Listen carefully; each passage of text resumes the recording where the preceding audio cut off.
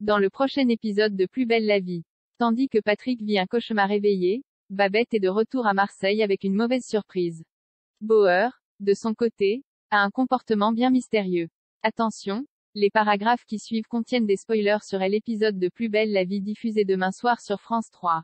Patrick vit un cauchemar éveillé alors qu'il est au commissariat. Patrick reçoit un appel de Babette qui le prévient de son retour à Marseille. Patrick est ravi, mais il sent que sa femme est tendue à l'autre bout du fil. Elle lui demande de rentrer le plus vite possible pour qu'ils aient une discussion. Or, Patrick doit d'abord se rendre chez la juge. Quand il raccroche, Patrick fait face au fantôme d'Anne Olivieri, qui constate qu'il continue de faire les mauvais choix en privilégiant son travail. En route vers le tribunal, Patrick est suivi par le fantôme d'Anne. Son fantôme soulève les questionnements du capitaine de police. Il se demande pourquoi la juge le fait revenir alors qu'il a déjà été convoqué, et surtout, il se demande pourquoi Babette était agressive avec lui au téléphone. Il a un mauvais pressentiment. La juge Colbert donne à Patrick la possibilité de modifier son témoignage suite aux nouveaux éléments qui lui ont été transmis. Quand Patrick maintient que Kevin est un policier exemplaire, la juge lui confie ce que Jean-Paul a raconté. Patrick est sous le choc. De retour au commissariat, il entre en trompe dans le bureau de Jean-Paul pour obtenir une explication. Mais le commissaire refuse de discuter avec lui.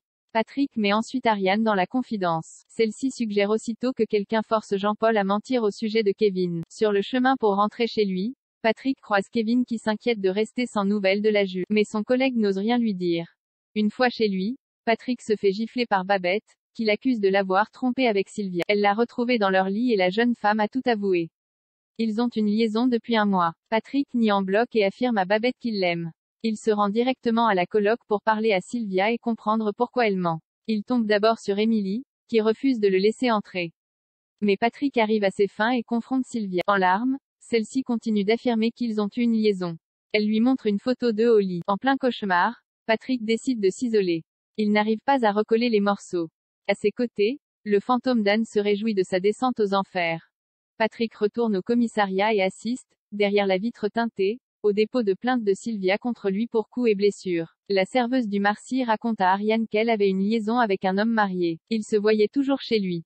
Au début, elle le décrit comme quelqu'un de doux et d'attentionné, avant qu'il ne devienne jaloux. Sylvia affirme qu'il l'a frappé quand sa femme a tout découvert.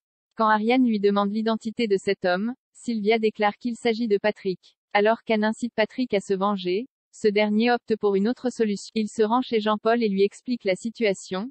Après Kevin, ils se retrouvent piégés à leur tour. Ils soupçonnent quelqu'un de leur en vouloir et de les manipuler.